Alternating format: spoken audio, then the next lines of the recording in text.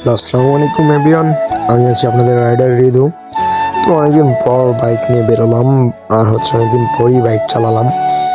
নিজের বাইক না থাকলে সেভাবে চালানো হয় না। আমি আমার মনোটন সেল দেওয়ার পর ভাই সত্যি বলতে আমি কারো বাইকই সচরাচর চালাইনি। তো অনেকদিন পর বাইক চালানো আর একটা ফ্রেশ ওয়েদারে ঘুরে বেড়ানো মানে মন মানসিকতা অন্যরকম একটা ফিল ভাই।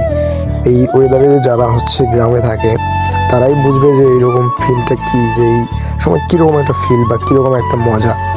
যাই হোক, একটা কথা বলার জন্য আসলাম বাইক সার্কেল নিয়ে। একটা কথা যে ভাই, আপনার যদি একটা ভাঙ্গা 80 সিসিরও যদি একটা বাইক থাকে, আপনি ভাই অনায়াসে আরেকজনের R15 চালাতে পারবেন। বা আপনার একটা বন্ধু আপনাকে কল দিবে যে আয়, কোথায় আছিস, আয় দেখা কর, বাইকটা নিয়ে আয়, করতে যাই। বাট যখন আপনার কাছে বাইক থাকবে না, তখন আপনার ওই বন্ধু আপনি কল করলেও আপনাকে এড়িয়ে যাওয়ার চেষ্টা করবে, যোগাযোগ পর্যন্ত রাখার ট্রাই করবে না, বলবে যে ব্যস্ত ছিলাম, হাম্বি তাম্বি হ্যান দেন। এগুলো ভাই, মূল কথা আপনার কাছে যদি একটা বাইক থাকে, 80 সিসি হোক, 100 সিসি হোক, মনোটন হোক, SF হোক বা R15M হোক, সেটা দেখার বিষয় না।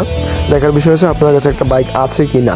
আপনার কাছে যদি একটা বাইক থাকে, তাহলে আপনি একটা R15M চালাতে পারবেন, যদি ছোটো বাইকও থাকে।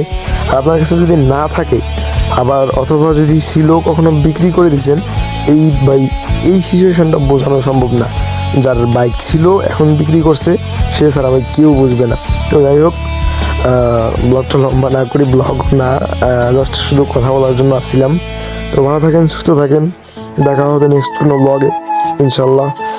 আল্লাহ যদি সহায় হয়, কিছুদিনের মধ্যে ইনশাল্লাহ বাইক নিব, দেন রেগুলার ভিডিও ছাড়বো ইনশাল্লাহ।